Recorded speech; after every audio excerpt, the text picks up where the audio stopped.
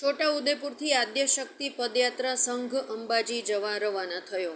શ્રદ્ધાળુઓ પગપાળા અંબાના દર્શનાર્થે રવાના થયા।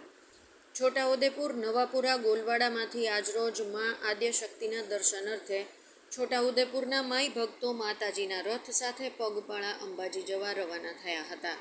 છોટાઉદેપુરથી છેલ્લા ઘણા સમયથી નિયમિત ઉપડતો શ્રી આદ્યશક્તિ પદયાત્રા સંઘ આજરોજ છોટાઉદેપુરથી પગપાળા રવાના થયો હતો, જેમાં મોટી સંખ્યામાં માઈ ભક્તો જોડાયા હતા અને છોટાઉદેપુરથી 350 કિલોમીટર પગપાળા જવા રવાના થયા હતા।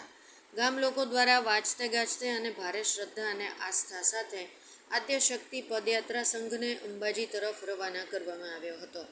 સંઘ અંબાજી ખાતે ભાદરવી 11ના દિવસે ભક્તિભાવ સાથે ગબ્બર ઉપર મા અંબાના દર્શન કરી અંબાજી મુખ્ય મંદિર ખાતે ધજા ચડાવી ભક્તિભાવ સાથે દર્શન કરી પરત ફરશે।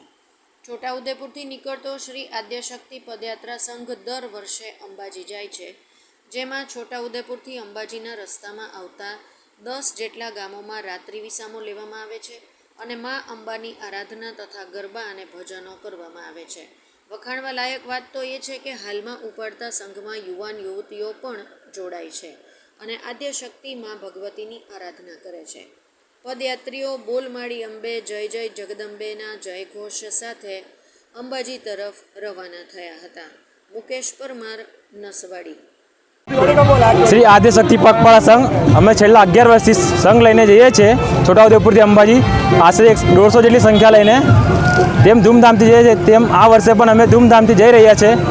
તો નગરજનોના આશીર્વાદ આપવા માટે અમે ગામમાં રથ ફરાઈએ છીએ।